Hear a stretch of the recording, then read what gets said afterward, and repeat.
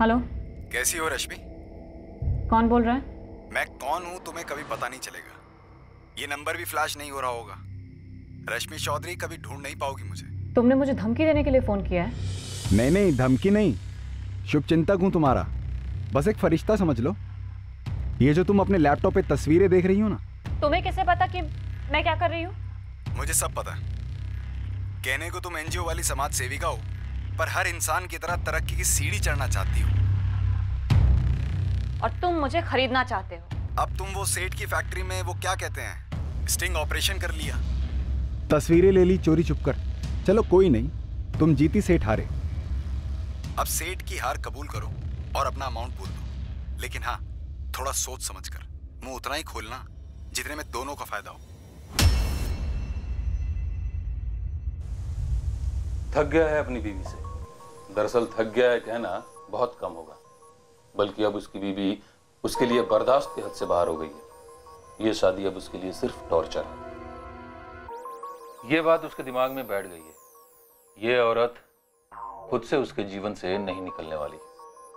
उसे उसको निकालना होगा, और उसका एक ही तरीका है, उसे अपनी बीवी का मर्डर करना होगा।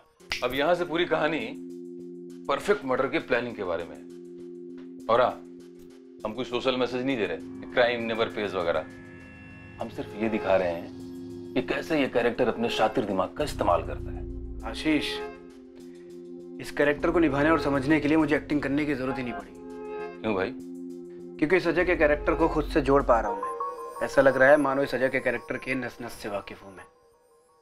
बॉस, मुझसे बेहतर इस रोल को कोई कर ही नहीं सकता। थैंक्स। और सुन, चूंकि तू मेरा दोस्त है इसलिए खुल के बता रहा हूँ, अपना बिल्कुल ना के बराबर बजट। कोई बात नहीं आशीष, बजट नहीं होगा तो भी मैं इस रोल को करूँगा, क्योंकि ये रोल तो लिखा गया ही मेरे लिए। थैंक्स। अच्छा सुन, फीमेल लीड के लिए तू गायत्री को मना लेगा? वाइफ के लिए? हाँ यार, प्रोजेक्ट को वेटेज मिलेगा। और वैसे भी आजकल टीवी पे छाई हुई है तेरी। अरे नहीं यार, वाइफ के रोल के लिए नहीं। उसका मर्डर मैं कैसे कर सकता हूँ?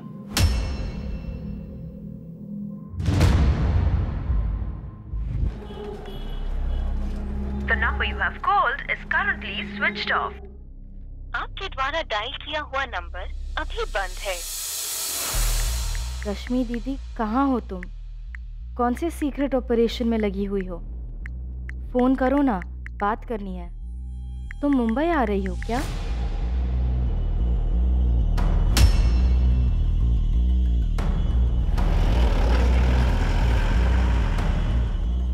The number you have called is currently switched off. Please try again later. Thank you.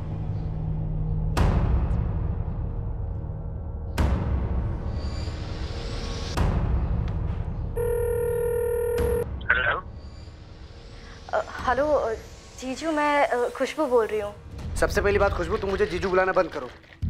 अब मैं तुम्हारा जीजू नहीं हूँ। हाँ ओके, सॉरी। निखिल, आपको पता है दीदी कहाँ है? मुझे क्यों आइडिया होगा कि तुम्हारी रश्मि दीदी कहाँ है और वो कहाँ गई है, जान के भी मैं करूँगा क्या? तुम शायद भूल रही हो कि 3 साल हो गया तुम्हारी रश्मि दीदी को और मुझे अलग होके, तो उसके ठिकानों के बारे में मुझे कैसे पता होगा? वो क्या है ना जी निखिल, 4 दिन से दीदी का फोन नहीं लग रहा है। तो मैं क्या करूं? प्रताड़ित एक्स हस्बैंड हूं उसका सिक्योरिटी गार्ड नहीं हूं मैं, समझी?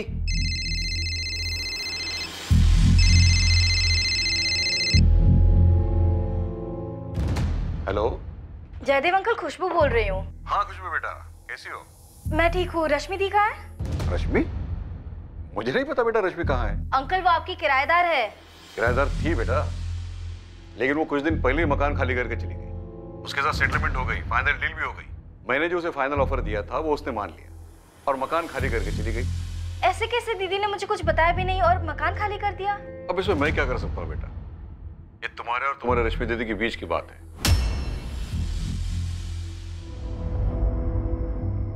रश्मि चौधरी, उम्र 29, कहाँ चली गई थी, कहाँ थी इस वक्त, ये उसके इर्द गिर्द किसी को पता नहीं था। अपनी बहन का पता लगाने रश्मि की छोटी बहन खुशबू चौधरी मुंबई से लखनऊ पहुंची। 20 जुलाई का मेल है तुम्हारी दीदी का। मुझसे मकान मालिक जयदेव भल्ला के खिलाफ केस वापस लेने के लिए कहा। हाय आशुतोष, मेरी जयदेव भल्ला के साथ फाइनली सेटलमेंट हो गई है, तो तुम प्लीज तुरंत केस वापस लेने की अर्जी डाल दो। मैं तुम्हारी फीस आज ही तुम्हारे अकाउंट में ट्रांसफर कर रही हूँ। अगले हफ्ते की डेट मिली अर्जी डालने के लिए। आशुतोष जी, पर रश्मि दीदी कहाँ पर है? मुझे भी नहीं पता खुशबू, कब से उसका फोन ही बंद आ रहा है। मैंने तो उसके एनजीओ के बॉस विक्रम से भी बात की, उन्हें भी कोई आइडिया नहीं। उन्हें रश्मि ने एक मेल किया बस कि कुछ काम से कहीं जा रही है, कुछ समय के लिए कांटेक्ट में नहीं रहेगी। और दीदी ने मुझे एक मैसेज तक नहीं किया। मुझे तो समझ नहीं आ रहा यहाँ हो क्या रहा है। दरअसल जयदेव जी के साथ जो सेटलमेंट हुई ना उसकी, वो रश्मि के बॉस विक्रम के थ्रू ही हुई थी।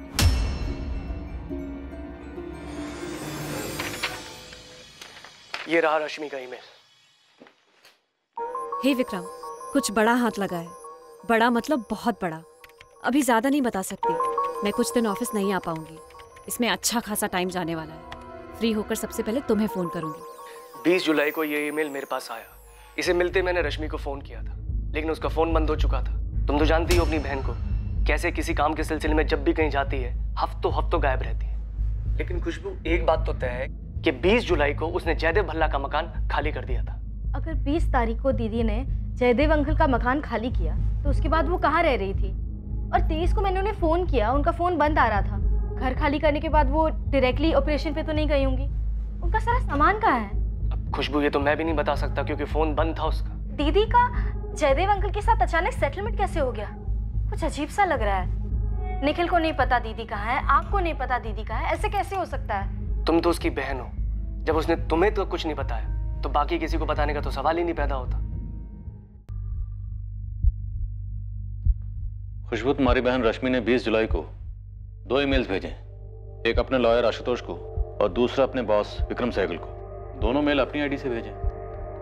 तुम्हें लगता है दोनों फर्जी हैं? ईमेल्स फर्जी हो सकते हैं क्योंकि सर, मैं अपनी रश्मि दीदी को बहुत अच्छे से जानती हूँ। हम दोनों बहनें बहुत क्लोज हैं और इस तरह फोन बंद करके कहीं चले जाना, वो भी मुझे बिना बताए, ऐसा हो ही नहीं सकता।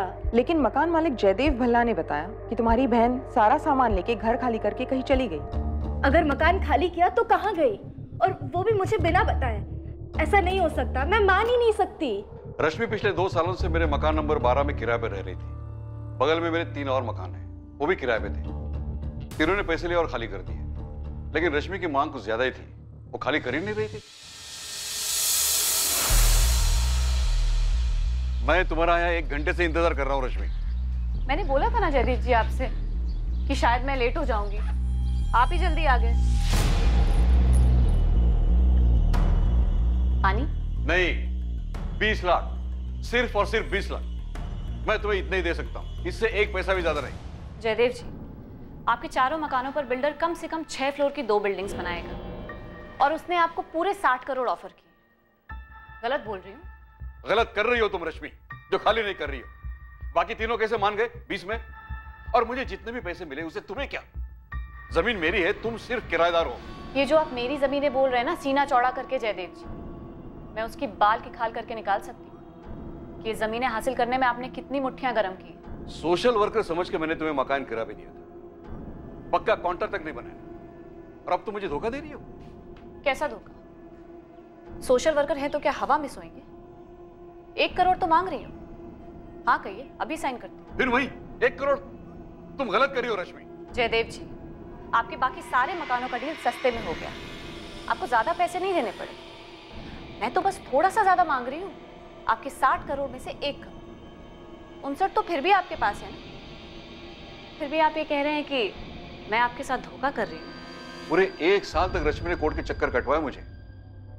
मैंने कई बार उसके वकील आशुतोष और उसके एनजीओ के बॉस विक्रम से कहा कि सेटलमेंट करवा दे। आखिरकार विक्रम जी ने कुछ 45 लाख में सेटलमेंट करवा दी। तब जाकर उसने सिविल केस वापस लिया, पैसे लिए और मकान खाली कर दिया। 45 लाख? आपने दीदी को 45 लाख दिए और दीदी ने मुझे ये बताया तक नहीं, और यूं ही कहीं चली गई? ऐसा कैसे हो सकता है?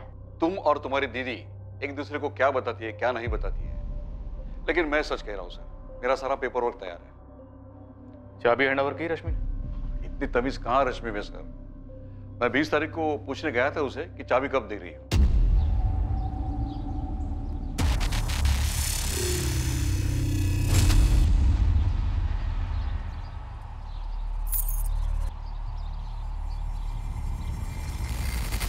जयदेव जी, चाबियां मैंने रख दी हैं और मैंने पूरा मकान खाली कर दिया है। अपना सारा सामान लेके जा रही हूँ। Wish you all the best Jaidev ji. अब आप ही बताइए, मुझे कैसे पता चलेगा वो लड़की कहाँ चली गई? उसके बाद तो मेरा मन ही नहीं हुआ उसे फोन करने का। सोचा चलो अच्छा हुआ बला टल गई। सर, दीदी ने इनको चिट्ठी भेजी, आशुतोष जी और विक्रम जी को ईमेल्स भेजे, लेकिन मुझे एक सिंपल सा टेक्स्ट मैसेज तक नहीं किया। ये कैसे हो सकता है? जब मिलेगी तो पूछ लेना अपनी दीदी से, मुझे पूछने से क्या फायदा? लेकिन मेरी बहन कहाँ है? जयदेव जी, घर की चाबी दीजिए, हमें तलाशी लेनी। हाँ मैम, जयदेव जी बिल्कुल ठीक कह रहे हैं। 17 जुलाई को उन्होंने मुझे 45 लाख कैश दिए थे, जो मैंने उसी दिन रश्मि को दे दिए थे। लेकिन विक्रम जी आपके थ्रू क्यों? जयदेव भल्ला ने कैश डायरेक्टली रश्मि को क्यों नहीं दिया? मैम, जयदेव जी रश्मि से बहुत चिढ़े हुए थे, उसकी शक्ल तक नहीं देखना चाहते थे। रश्मि ने पूरे 1 साल तक उनको कोर्ट के चक्कर कटवाए थे। फिर बड़ी मुश्किल से मैंने रश्मि को समझाया और 45 लाख में मनाया था। ये रहे तुम्हारे 45 लाख, गिन लो। विक्रम, मेरे वकील आशुतोष से ज्यादा भरोसा करती हूँ तुम पे। वो तो मुझे 25 पे सेटल करने के लिए कह रहा था, लेकिन तुम्हारी वजह से कम इतने तो मिले मुझे। लेकिन अगर मैं अड़ी बैठी रहती ना, तो उसे मुझे 1 करोड़ तो देने पड़ते हैं। अगर तुम अड़ी रहती ना, तो तुम केस हार जाती। तुम्हारे एडवोकेट ने भी यही बताया था ना तुम्हें? हाँ, बताया था। फिर मैं हाई कोर्ट पे अपील करती, लेकिन छोड़ती नहीं। मैंने उसे 45 लाख दे दी। फिर 2 दिन के बाद उसने मुझे बताया कि उसे रहने के लिए एक बहुत अच्छी जगह मिली है, वो वहाँ शिफ्ट हो रही है। मैंने उसे डिटेल्स पूछी तो उसने मुझे बोला कि ऑफिस में आके बताएगी। बस उसके बाद उसका ये मेल आ गया कि कुछ बहुत बड़ा हाथ में लगा है। मैंने जानने की कोशिश भी की, लेकिन तब से उसका फ़ोन बंद है। बहुत बड़ा कुछ हाथ लगा है, मतलब NGO से रिलेटेड? हो सकता है। मैम, मैं आपको एक और चीज़ बताना चाहता हूँ। हमारा NGO समाज से जुड़े काम तो करता ही है, साथ में हम लोग बचाव यानी रेस्क्यू ऑपरेशंस भी करते हैं। मतलब ट्रैफिकिंग? जी, ट्रैफिकिंग, बाल मजदूरी। मैम, पिछले साल हमें ये 2 अवार्ड्स भी मिले हैं। लेकिन अपने बहन को बिना बताए ऐसे रश्मि जा कहाँ सकती है? मैम, सच कहूँ तो मुझे भी बात काफ़ी अजीब लग रही है। मैं इन दोनों बहनों को बहुत अच्छे से जानता हूँ। इनके पेरेंट्स तो बचपन में ही गुजर गए थे। रश्मि ने बड़ी मुश्किल से अपनी पढ़ाई पूरी करी थी और उसके बाद खुशबू को भी पढ़ाया था। तो रश्मि इतनी बड़ी बात खुशबू को ना बताए और कहीं चली जाए, ये हो नहीं सकता मैम।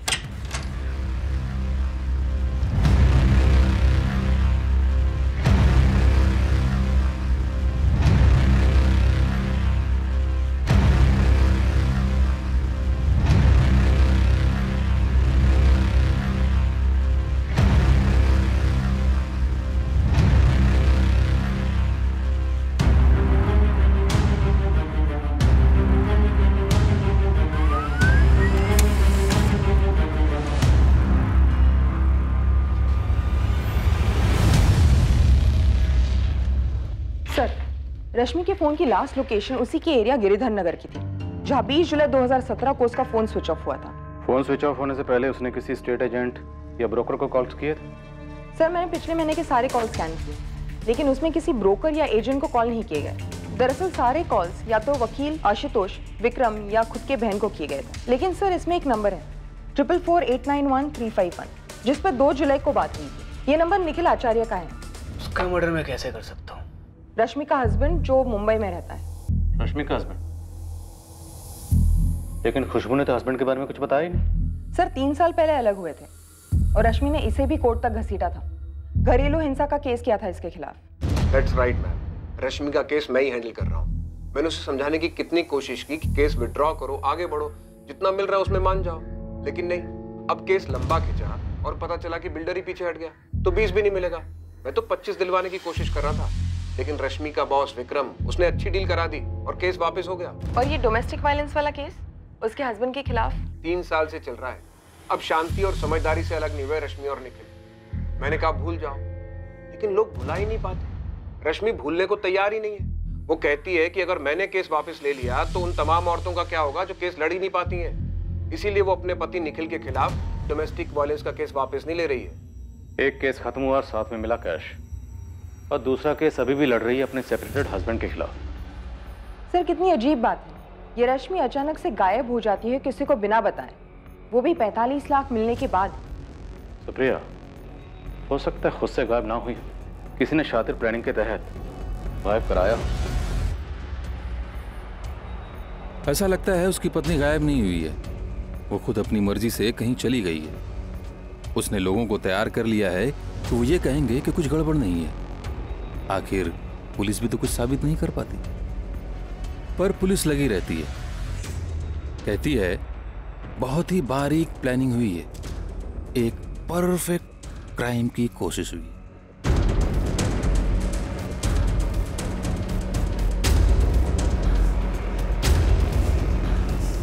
सर, खुशबू ने ये मिसिंग वाले इश्तिहार दिया है अखबार में। उसने सुबह कॉल किया था और उसका कहना है कि उसे डाउट है कि रश्मि के साथ कहीं कुछ गलत हुआ है। लेकिन इस डाउट को टटोलने के लिए हमारे पास कोई सुराग भी नहीं। कुछ तो हुआ है। एक सोशल वर्कर का इस तरह अचानक गायब हो जाना या अंडरग्राउंड होना, क्या वजह हो सकती है?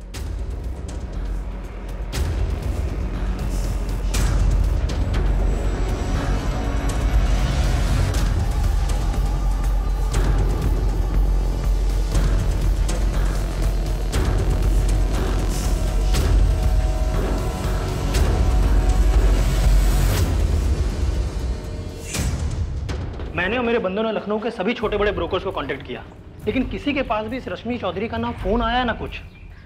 45 लाख कैश था उसके पास, छोटी रकम नहीं होती। और खुद से गायब होने की कोई वजह भी तो नहीं थी।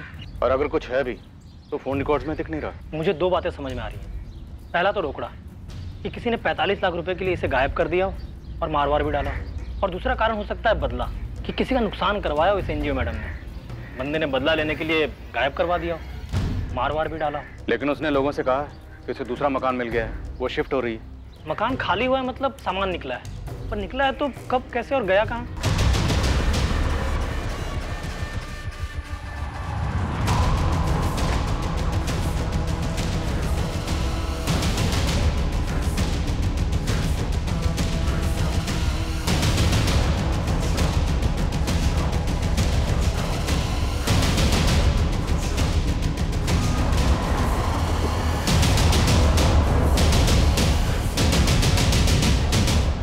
रश्मि का पति निखिल आचार्य जो मुंबई में रहता है, घरेलू हिंसा का केस ठोक रखा है उसको। क्या उसने कुछ किया? हाँ साहब, वैसे भी कोर्ट केस से छुटकारा पाने के लिए बंदे क्या क्या नहीं करते। मैं काम करता हूँ, मैं अपने अलग अलग बंदों को अलग अलग जगह भेज देता हूँ और आपके कहे हुए हर एंगल पे उन्हें लगा देता हूँ। हाँ, लेकिन पहले ये मकान मालिक गैदे भल्ला और एनजीओ को टटोलते हैं। हाँ, मैं जानता हूँ उस औरत रश्मि चौधरी को, तो मुझे ये भी बताया कि वो कहीं गायब हो गई है। उस औरत? रश्मि चौधरी पत्नी है आपकी? थी, हम अलग हो चुके। डिवोर्स नहीं हुआ है अब तक आपका। ऊपर से उसने केस किया है आपके खिलाफ, और हमें ऐसे लगता है उसके साथ कहीं कुछ हुआ है। कुछ हुआ मतलब? मर्डर? मैंने कहा कुछ हुआ है, मर्डर तो आप कह रहे हैं। ऐसा क्यों कह रहे हैं मिस्टर निखिल आचार्य? मैं इसलिए कह रहा हूँ क्योंकि आपने बात ही इसी तरह से की। एक काम करिए, जल्द से जल्द लखनऊ आ जाइए। बात आपको करनी, या तो फोन कीजिए या तो मुंबई आइए। आप खुद चुपचाप चले आएंगे या मुंबई पुलिस से उठवाए आपको?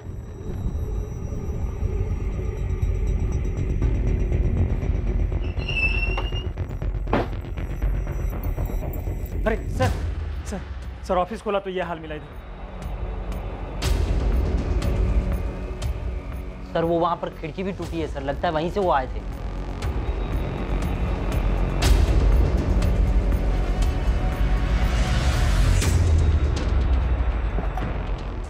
सीसीटीवी वायर काट दी गई है सर। डीवीआर का सारा फुटेज है सर। मैं तो बोलता हूँ जल्दी से पुलिस को फोन करते हैं। मुझे लगता है ये जो कुछ भी हुआ है ना, रश्मि से जुड़ा हुआ है। रश्मि से? जी जयदेव जी, बोलिए। मैंने पूरी ईमानदारी से आपको 45 लाख रुपए दिए थे रश्मि को देने के लिए। इसके बावजूद भी सारी दुनिया मुझे फोन करके पूछ रही है उसके बारे में। बिल्डर भी पूछ रहा है कि आखिर माजरा क्या है। देखिए विक्रम जी, अभी मुझे परेशान मत करिए।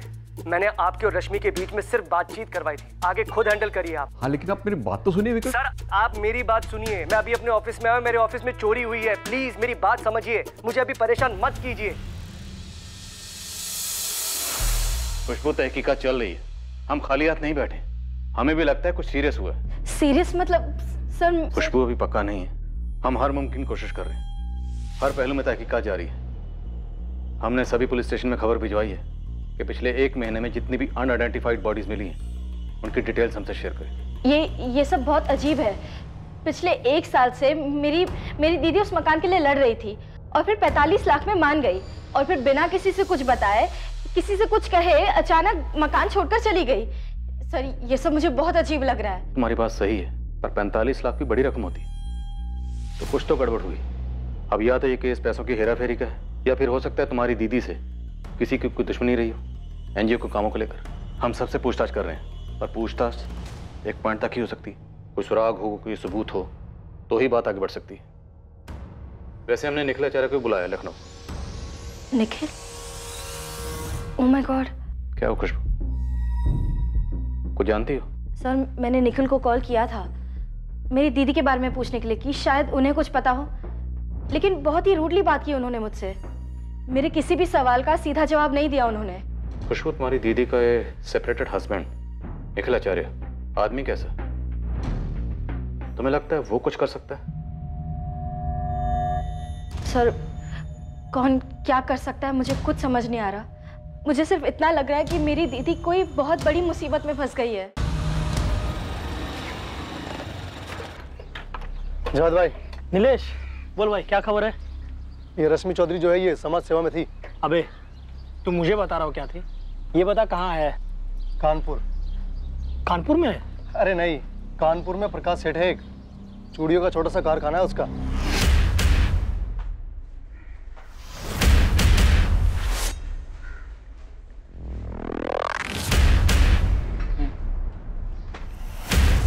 6 महीने पहले तक उसके कारखाने में बच्चे काम करते थे, काफी सारे थे।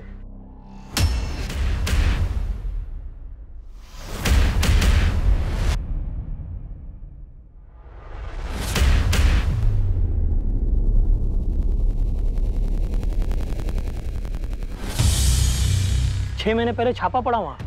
उससे पहले प्रकाश ने खुद सारे बच्चों को वहां से हटा दिया। ये रश्मि जिस एनजीओ के लिए काम करती है वो लोग बाल मजदूरी के खिलाफ कुछ तो करते हैं और बच्चों के तस्करी के खिलाफ भी। वही तो इस रश्मि का कुछ कनेक्शन था जिसकी वजह से प्रकाश सेठ ने बच्चों को निकाल दिया। रश्मि ने कुछ किया? क्या किया वो मालूम नहीं, लेकिन पक्का वो शामिल थी, क्योंकि कई लोगों का नुकसान किया है इस रश्मि मैडम ने। तो इस प्रकाश सेठ का भी काफी नुकसान हुआ होगा और उसी ने इस रश्मि के साथ कुछ कर दिया होगा। ये प्रकाश को देखना बनता है जावेद भाई। तो अब सीधे लग जाए ये पता लगाने में किस प्रकाश सेठ ने किसे सुपारी दी और लाश को कहाँ ठिकाने लगाया।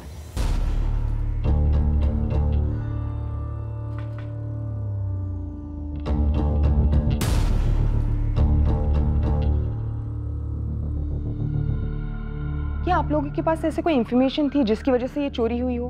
मैम हमारे तो काफ़ी सारे प्रोजेक्ट चलते रहते हैं, लेकिन कुछ प्रोजेक्ट्स ऐसे होते हैं जो गैर कानूनी एक्टिविटीज़ का खुलासा करते हैं, जैसे बच्चों की तस्करी, चाइल्ड लेबर। अभी इस वक्त ऐसे कौन से प्रोजेक्ट पर काम चल रहा है? मैम सच कहूँ तो अभी तो कोई भी ऐसा प्रोजेक्ट नहीं है। दरअसल मैम जैसे ही मैंने ऑफिस की हालत देखी, सबसे पहले रश्मि की उस मेल का ख्याल आया। हाय विक्रम, कुछ बड़ा हाथ लगा है। बड़ा मतलब बहुत बड़ा, अभी ज़्यादा नहीं बता सकते, इसमें बहुत ज़्यादा समय लगने वाला है, इसीलिए कुछ दिन ऑफिस नहीं आ पाऊंगी, लेकिन फ्री होकर सबसे पहले तुम्हें ही फ़ोन करूँगी। थैंक्स रश्मि। तो आपको ऐसे लगता है कि ये चोरी रश्मि के किसी ऑपरेशन से जुड़ी हो सकती है? जी। लेकिन आपने अभी कहा कि आपको ऐसे ऑपरेशन के बारे में कोई भी इंफॉर्मेशन नहीं है। हाँ नहीं पता मैडम, दरअसल रश्मि के काम करने का स्टाइल ही कुछ ऐसा है, हमें ऑपरेशन के ख़त्म होने के बाद ही पता चलता है। मैम रश्मि इस समय मिसिंग है और वो बहुत रिस्क लेती है। हो सकता है चोरी करने वाले को लगा हो कि उससे रिलेटेड कोई इन्फॉर्मेशन या सबूत रश्मि ने यहाँ छोड़े हो। ये चोरी करवाने वाला प्रकाश सेठ हो सकता है, कानपुर का प्रकाश सेठ। प्रकाश सेठ? हाँ मैम, 6-7 महीने पुराना केस है, चूड़ियों की फैक्ट्री है उसकी, रश्मि ने मुझे फोटोज भी दिखाई थी। ये उस एरिया में एक यूनिट है, ऐसे कई हैं और हर यूनिट में भर भर के बच्चे हैं। पूरे इंडिया से पक्का बहुत सारे बच्चे अगवा किए गए होंगे। Good job. एक काम करते हैं, पुलिस को बताते हैं और रेड करवाते हैं। नहीं विक्रम अभी नहीं, मैं और भी यूनिट्स की जानकारी और ऐसे सबूत इकट्ठा कर रही हूँ, फिर एक साथ सब पे छापा डलवाते हैं। अभी कुछ किया तो बाकी यूनिट्स में बच्चों को कहीं छुपा देंगे। पर रश्मि तुम गरम प्रूफ लेकर आई हो अभी, अगर बाद में लेट हो गया, बात लीक हो गई तो? मैं और भी चीज़ें पता लगा रही हूँ, मुझे सबके सबको अंदर करवाना है। अरे जानवरों जैसा काम करवाते हैं बच्चों से। देखो तुम फिक्र मत करो, देर नहीं होगी और कुछ लीक भी नहीं होगा। पर यह बात लीक हो गई कि रश्मि ने उन पे स्टिंग किया है और रेड पड़ने से पहले रातों रात वहां से सारे बच्चों को हटा दिया गया। इससे तो काफी नुकसान हुआ होगा प्रकाश सेठ का, और इसीलिए शायद उसने रश्मि को मरवा डाला हो। मरवा डाला? मैंने कितनी बार रश्मि से कहा था कि तुम जो भी करती हो पुलिस वालों को और मुझे बताया करो, कहाँ जा रही हो, क्या कर रही हो, पहले कभी रश्मि इतने लंबे अरसे के लिए गायब हुई है? नहीं मैम, कभी भी नहीं। और आज 14 दिन हो गए। और इस ऑफिस में रात में हुई चोरी के बाद मेरा डर और बढ़ गया है मैम। निखिल आचार्य को मिले हो कभी? रश्मि का सेपरेटेड हस्बैंड। विक्रम सर, हमने तो उसके बारे में सोचा ही नहीं। क्या नहीं सोचा? हस्बैंड वाइफ में बहुत टेंशन थी। सॉरी, मैं आपको बताना ही भूल गया। वो क्या बताना था तुम्हें? रश्मि उसे डिवोर्स नहीं दे रही है। 3 साल पहले अलग हुए थे ना वो? जी, लेकिन रश्मि ये चाहती है कि निखिल मान ले कि उसने रश्मि को टॉर्चर किया है, तभी वो उसको डिवोर्स देगी। टॉर्चर? टॉर्चर? थक गया है अपनी बीवी से। दरअसल थक गया है कहना बहुत कम होगा, बल्कि उसकी बीवी अब उसके लिए बर्दाश्त के हद से बाहर हो गई है। ये शादी अब उसके लिए सिर्फ टॉर्चर है। मैं उसके लिए टॉर्चर हूँ? घरेलू हिंसा का केस किया तुम पर? 3 साल से चल रहा है, फैसला नहीं आया अभी। और 3 साल में टॉर्चर तो मेरा होता आया है, और उसके पहले का तो खैर। Phone records. 2 जुलाई को तूने रश्मि को फोन किया था। तो इस फोन कॉल की वजह से आपको लगता है कि मुझे पता है रश्मि कहाँ है? कहीं खुशबू ने तो कुछ नहीं कहा आपको? रश्मि गायब है, क्या जानते हो उसके बारे में? कुछ नहीं, लेकिन इतना जानता हूँ कि जो औरत अपने पति पर घरेलू हिंसा का झूठा केस डालती है, उसे डिवोर्स देने से इनकार करती है, वो औरत दुनिया में सिर्फ अपने एक्स हस्बैंड को बताएगी कि वो कहाँ है और क्यों गायब हुई। कमाल है। एक चीज होती है इंस्पेक्टर, लॉजिक। एक हकीकत होती है बदला। तुम मुझसे पीछा छुड़ाना चाहते थे, वो डिवोर्स दे नहीं रही थी, ये होता लॉजिक। अच्छी पट्टी पढ़ाई उसके वकील ने आप लोगों को। एक्टिंग का भूत था निखिल पर, फिल्मी दुनिया के सपने थे। वो चाहता था कि रश्मि यहाँ का अच्छा खासा करियर छोड़ छाड़ कर उसके साथ मुंबई शिफ्ट हो जाए और वहां जाकर फुल टाइम जॉब करे, ताकि खुद निखिल फिल्म इंडस्ट्री में स्ट्रगल कर सके। सर, यहाँ भी निखिल की कोई स्टडी इनकम नहीं थी। अलग होने का यही कारण? रश्मि को बड़ा अफसोस है कि उसने ऐसे आदमी से शादी की जिसने उसे हर तरह से निचोड़ के रख दिया, फाइनेंशियली, इमोशनली, सब तरह से। और डिवोर्स नहीं दे रही है? जिद्दी है। वो निखिल को उसके किए की सजा दिलवाना चाहती है। ये निखिल किसने बदला लिया होगा? कुछ करवाया होगा रश्मि के? सर, निखिल तो हताश हो चुका है इस केस को लेकर। रश्मि कहती है कि वो तो पागलों की तरह पीछे पड़ा है इस केस को वापस करवाने के लिए। हम दोनों की लाइफ रुकी हुई है रश्मि। मुझे काम से टाइम निकाल कर लखनऊ कोर्ट आना पड़ता है। मुंबई से फ्लाइट का कॉस्ट तुमको पता है, ऊपर से वक्त की कीमत। और जो कीमत मैंने भरी तुमसे शादी करके, उसे कोई कोर्ट भी भर कर नहीं दे सकता। जो तुमने खुद को पेश किया मेरे सामने, और शादी के बाद जो तुम निकले, उस एक्टिंग के लिए कोई अवार्ड तो मिलना चाहिए तुम्हें। निखिल, भूलो मत, इसी हाथ उठाने के लिए केस चल रहा है तुम पर कोर्ट में। अब अगर मुझे छुआ भी ना तो केस और बिगड़ेगा, और फिर मुंबई लौट के यहाँ आना पड़ेगा। और मैं तो पीछे नहीं हटूंगी। तुमने जो परेशानियां दी है ना मुझे मेरी लाइफ में, उसके बदले में सूद समेत भरपाई करवाने का प्लान है मेरा। तुम्हारे इंतजार की बर्दाश्त खत्म हो गई जब तुम यहाँ पर कोर्ट हियरिंग के लिए आए, रश्मि के पास गए और उसे गायब करवा दिया। लॉजिक ही लॉजिक। एक तरफा मन गढ़ंत कहानी कभी लॉजिक नहीं होती इंस्पेक्टर। आप रश्मि से मिले तक नहीं, उसका असली चेहरा तो क्या आपको नकली चेहरा भी नहीं पता? तुम्हें तो पता है, तुम बता दो क्या उसका असली चेहरा? असली सोशल वर्कर दूसरों का भला करते हैं, पर रश्मि सोशल वर्क के जरिए सिर्फ अपना भला देखती है। जैसे ही कोई पावरफुल आदमी मिलता, उसके कंधे पर सीढ़ी लगाकर चढ़ने लगती है। सीढ़ी तो तुमने लगाई थी शादी के बाद उसके कंधे पर। अच्छा, आप चश्मदीद गवाह हैं। नहीं, आप मुझे बताइए, आप रोज देखने आते थे। लव मैरिज थी हमारी, मेरी तरफ से प्यार भी था, और उसका मकसद सिर्फ कामयाबी, जो तुम्हें मिली नहीं थी। शुक्र है कि उसके रहते नहीं मिली, और जब मिली तो उसको लगा कि इसका भी शिकार किया जा सकता है। आदत है उसकी। कैसा शिकार? क्या आदत है? बोलो। पैसा। आप लोगों को दिखा नहीं किस तरह से उसने पैसों के लिए मकान मालिक को रगड़ा? वो मुझसे भी पैसा ही चाहती है। पैसा सबकी लाइफ में जरूरी होता है, जैकपॉट सबको चाहिए होता है, पर रश्मि, उसके लाइफ में सबसे ज्यादा जरूरी सिर्फ और सिर्फ पैसा ही है। वो हर बंदे पे अपना जैकपॉट ढूंढती है। सोशल वर्कर के नकाब के पीछे आप लोग देख ही नहीं पाए। तो अब तक आपने जितनी भी कहानी रश्मि के बारे में सुनी है, माफ करना इंस्पेक्टर, वो पूरी तरह से गलत है। वो औरत पैसे के परे कभी कुछ सोच ही नहीं सकती। हमारी शादी सिर्फ 1 साल की थी रश्मि, इसलिए डोमेस्टिक वायलेंस का तुम्हारा झूठा केस पुलिस को सच्चा लगा, और कोर्ट में भी तुम्हारा पल्ला भारी पड़ा। तुम अपना पल्ला छुड़ा सकते, जेब हल्की कर दो। फिर पैसा? निखिल, जब हम अलग हुए थे तब बात अलग थी, तब मैं 1 लाख में सेटल करने के लिए रेडी थी, पर तुमने कहा नहीं। फिर 3 साल बाद मैंने 2 का ऑफर किया, फिर नहीं। अब तुम 3-4 शोज करते हो, पॉपुलर हो, इनकम भी काफी अच्छी है। 10 लाख से नीचे क्या लूंगी? इनफैक्ट ये भी कम है। अरेंज कर दो, मैं केस वापस ले लूंगी। मेरे पास इतने पैसे नहीं है निखिल, मुझे तुम्हारा पर एपिसोड रेट मालूम है, और तुम महीने में कितने एपिसोड्स करते हो वो भी मालूम है, और तुम्हें मालूम है कि मेरी कैलकुलेशन कितनी स्ट्रांग है। तुमने हमेशा कैलकुलेशन ही किया है, रिश्तों में भी सिर्फ कैलकुलेशन। क्यों की मैंने तुमसे शादी? तुमने शादी एक सीढ़ी के लिए की थी निखिल, मतलब मैं। तुम मेरा यूज करते हुए मुंबई में अपना करियर बनाना चाहते थे, और जब ऐसा नहीं हुआ तुमने मुझे छोड़ दिया। छोड़े जाने का दर्द बहुत होता है निखिल। मैं उसे 10 लाख दे सकता था सर, लेकिन मैंने उसे कभी टॉर्चर किया ही नहीं, ना ही कभी हाथ उठाया, तो किस बात के पैसे देता?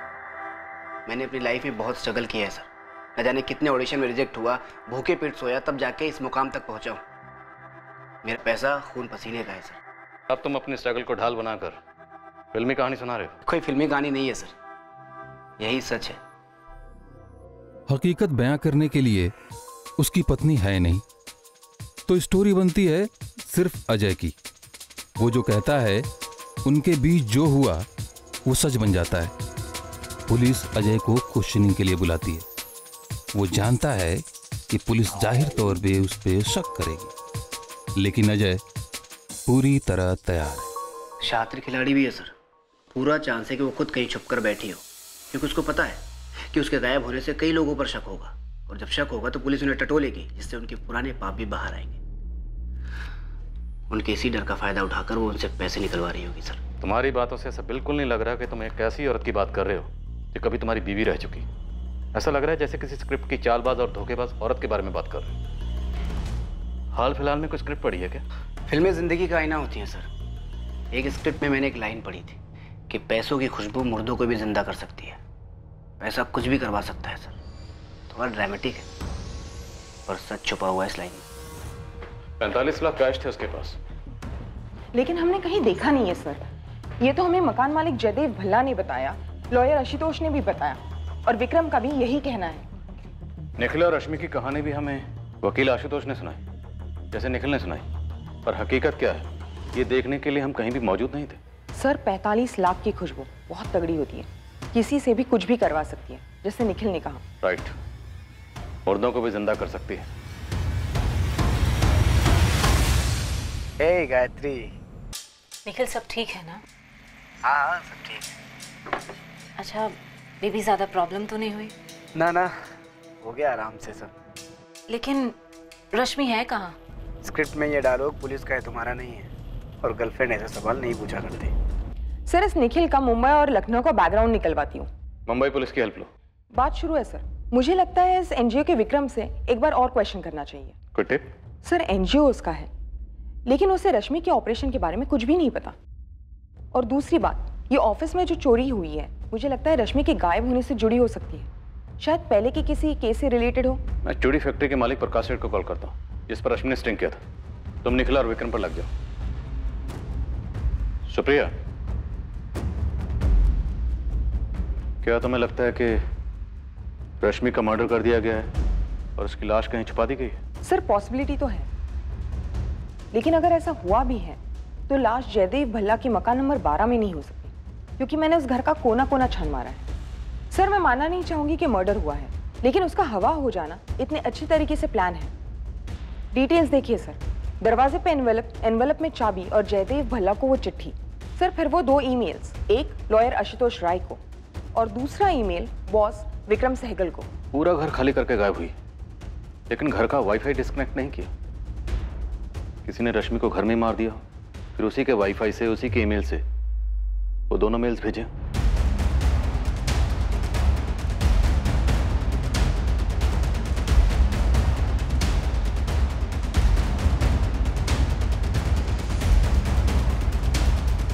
गायब हुई है, गायब करवाया है या मर्डर हुआ, लेकिन जो भी हुआ उसके पीछे मुझे एक ही मोटिव लगता है, पैसा। पर क्या वाकई पैसा इस केस का मोटिव था? वो 45 लाख रुपए जो रश्मि को बतौर भरपाई मिले किराए का मकान छोड़ने के लिए, या इस केस का कोई ऐसा पहलू था जिसका साया भी अब तक केस पर पड़ा नहीं था। बहुत जल्द एक और राज सामने आया, पर क्या ये सब कुछ चौंकाने वाला था?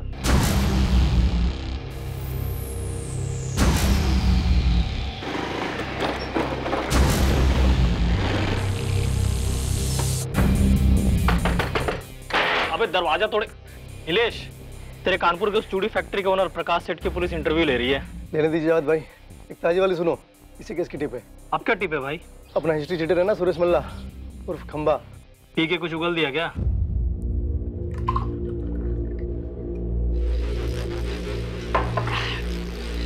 देख, मेरे को बताने में कोई शर्म नहीं, कोई झिझक नहीं, पर मैं तुझे बताऊंगा भी ना, तू कुछ कर नहीं सकता।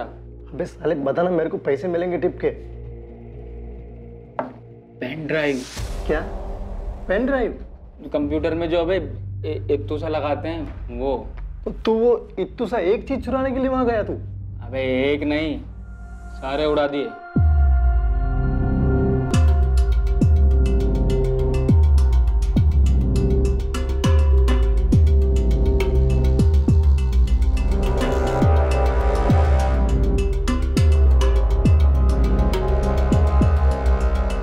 वो कीमती होते हैं क्या? नहीं बे, उसके अंदर जो जानकारी होती है ना, वो कीमती होते हैं। कुछ 7-8 मिले थे, सब पहुंचा दिए। किसे? बलवीर यादव।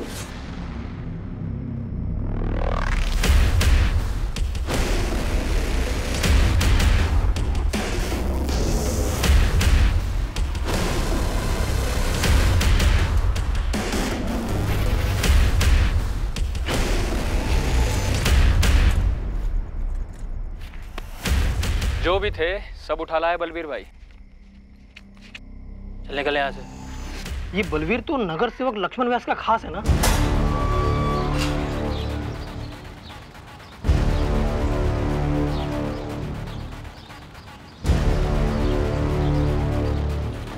भाई जी,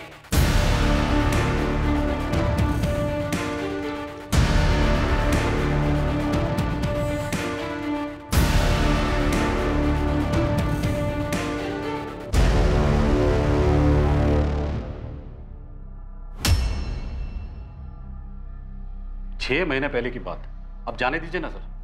मेरी फैक्ट्री में अब एक भी बच्चा नहीं है। रश्मि के स्टिंग ऑपरेशन की खबर अगर लीक होकर तुम तक ना पहुंचती तो रेड होने से पहले तुम बच्चों को फैक्ट्री से बाहर ना निकाल पाते और इस वक्त तुम जेल के अंदर होते। सुपारी किसे दी, लाश कहां फिकोई? रुके रुके सर, आप तो कुछ भी बोले चले रहे हैं।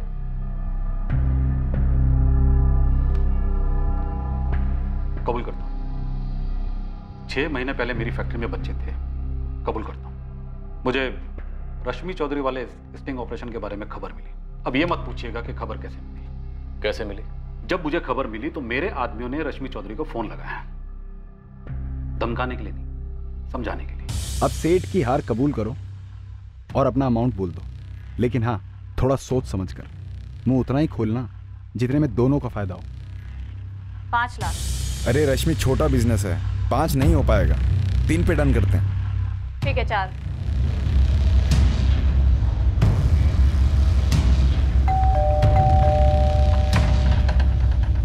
गिन लो, 4 हैं। वहीं रुको, मैं गिन के आती हूँ। कोई धमकी नहीं, कोई मर्डर नहीं, बस 4 लाख में काम हो गया। तुम कह रहे हो कि रश्मि ने तुम पर स्टिंग किया और फिर तुमसे 4 लाख लेकर तुम्हें रेड की टिप दी और रेड होने से पहले तुमने बच्चों को फैक्ट्री से हटा दिया। हाँ, और मैंने अपने कान पकड़ लिए कि आगे से बच्चों को कभी काम पे नहीं रखूंगा, क्योंकि 4 लाख की रकम मेरे लिए बहुत बड़ी होती है। तो 4 लाख वापस लेने के लिए और अपने नुकसान की वजह से तुमने रश्मि चौधरी को मरवा दिया। धंधा करता हूँ सर, रोजाना हर किस्म के लोगों से मुलाकात होती रहती जो हद से ज्यादा गुस्सा दिलाते हैं। अब सबको मरवाता फिरूं। साहब, मैं छोटा मोटा सीधा साधा धंधा करता हूँ। ये धमकी देना, ये मरवाना मेरे बस की बात नहीं है। बकवास है सर ये। रश्मि ने खुद अपने स्टिंग का लीक करवाया और उसके पैसे लिए। सर, आपको गलत इन्फॉर्मेशन मिली है। विक्रम सर, ये लोग दीदी को ढूंढ नहीं पा रहे, इसलिए सारी अनाप शनाप बातें सामने लाकर दीदी को गलत ठहराकर उनका नाम खराब करना चाहते हैं। हम अपनी ओर से कुछ नहीं कह रहे। तहकीकात में जो सामने आ रहा है हम वही कह रहे हैं। और सिर्फ प्रकाश सेठ नहीं, तुम्हारी दीदी के सेपरेटेड हस्बैंड निखिल ने खुद हमें बताया कि तुम्हारी दीदी केस वापस लेकर डिवोर्स देने के लिए 10 लाख रुपए मांग रही थी। और आपने मान लिया? सर, आप एक बार मुंबई जाइए, आपको पता चलेगा कि ये जो निखिल आचार्य है, ये एक्ट्रेस गायत्री का बॉयफ्रेंड है। और जब तक मेरी दीदी उसे डिवोर्स नहीं दे देती वो गायत्री से शादी नहीं कर पाएगा। ये बात बताई उसने आपको? नहीं ना सर, दीदी के गायब होने से सबसे ज्यादा फायदा निखिल को हो रहा है, वो शादी कर पाएगा। अब बोलिए। निखिल एक्टर बहुत अच्छा है, लेकिन मुझे उम्मीद नहीं थी कि आप लोग भी सीरियल के ऑडियंस के जैसे उसकी एक्टिंग को सच्चाई समझ लेंगे। इस निखिल के बारे में तो मुझे नहीं पता, लेकिन ये जो लॉयर है आशुतोष, बहुत बड़ी, वो सेपरेटेड हस्बैंड का नाम ले रही है और तुम लॉयर का। सर जयदेव जी ने मुझे 45 लाख दिए, डील मैंने कराई, ओके। फिर मेरे पहुंचने से पहले आशुतोष रश्मि को 25 लाख के लिए क्यों मनवा रहा था? तुम अच्छी डील कर लेते होगे शायद, लेकिन इससे आशुतोष मुजरिम नहीं बन जाता। पर सर जिस तरह से रश्मि गायब हुई है, फिर मेरे पास और लॉयर के पास ईमेल्स आते हैं, जयदेव जी के पास लेटर आते हैं, तीनों ऐसे डॉक्यूमेंट्स हैं जो कोर्ट में सबूत माने जाएंगे कि रश्मि ने भेजे। 3 लीगल डॉक्यूमेंट्स, कोर्ट में माने जाने वाले सबूत, सब यही प्रूफ करने के लिए कि रश्मि खुद कहीं गई है। और यही थ्योरी निखिल भी सामने रख रहा है। तो ये लॉयर और पति क्या ये मिले हुए नहीं हो सकते? Excuse me sir. Sir 1 minute. Sir Vikram के एनजीओ ऑफिस में जो चोरी हुई थी वो पेनड्राइव्स के लिए हुई थी। कौन से केस के पेनड्राइव्स? प्रकाश सेठ के या कोई और? सर केस के बारे में तो पता नहीं, लेकिन जावेद खबरी ने बताया कि पेनड्राइव्स की चोरी एक्स नगर सेवक लक्ष्मण व्यास के किसी खास आदमी बलवीर ने करवाई। रश्मि ने एक्स नगर सेवक लक्ष्मण व्यास पर भी स्ट्रिंग किया था। इन पेनड्राइव्स में उसकी तस्वीरें और वीडियोस हो सकते हैं। तुम्हारी थ्योरी में दम तो है। निखिल और इस एडवोकेट आशुतोष की मिली भगत। शायद आशुतोष को रश्मि से पैसे चाहिए थे और इस निखिल को छुटकारा। सर दूसरी खबर मुंबई से है। निखिल पटेल? सर मुंबई पुलिस की खबरी का कांटेक्ट है जीवन के सफर में, मतलब। हाँ वो उसके शूटिंग के सेट पर। भाई इसमें मेरा नाम नहीं आएगा, मेरी नौकरी चली जाएगी यार। अरे नहीं आएगा यार, तू बोला। चक्कर है निखिल और उस हीरोइन गायत्री का। और ये रश्मि को गायब करने में कोई हाथ है क्या? इतना तो नहीं मालूम, लेकिन भाई वो अपने डायरेक्टर है ना आशीष भाई, वो एक वेब सीरीज बना रहे हैं, परफेक्ट मर्डर अ मिस्ट्री नाम। फुल फाड़ स्टोरी है। स्टोरी बाद में सुना, पहले काम की बात बोल। काम की बात बोल रहा हूँ भाई। वो वेब सीरीज के स्टोरी में हीरो अपनी पत्नी का मर्डर कर देता है। निखिल ने जब स्टोरी पहली बार सुनी थी ना, तो उसने बोला कि ये मैरिज लाइफ की स्टोरी है, इसको मुझसे बेहतर कोई नहीं कर सकता। इस केस के घोड़े कहाँ दौड़ रहे हैं? रश्मि ने लक्ष्मण व्यास पर क्या स्ट्रिंग किया होगा, और ये निखिल किसी स्क्रिप्ट की कहानी असली जिंदगी में जी रहा है। सारे आइडियाज उसको वहीं से आ रहे हैं क्या? क्या यार निखिल, तूने बोला तो तू करेगा, स्टोरी तेरे लिए लिखी गई है। आई एम सॉरी आशीष, ये स्टोरी मेरी लाइफ के बहुत करीब लग रही है, मुझसे नहीं हो पाएगा यार। ठीक है, तुझसे जबरदस्ती एक्टिंग तो नहीं करवा सकता ना। चल निकलता हूँ, बाय।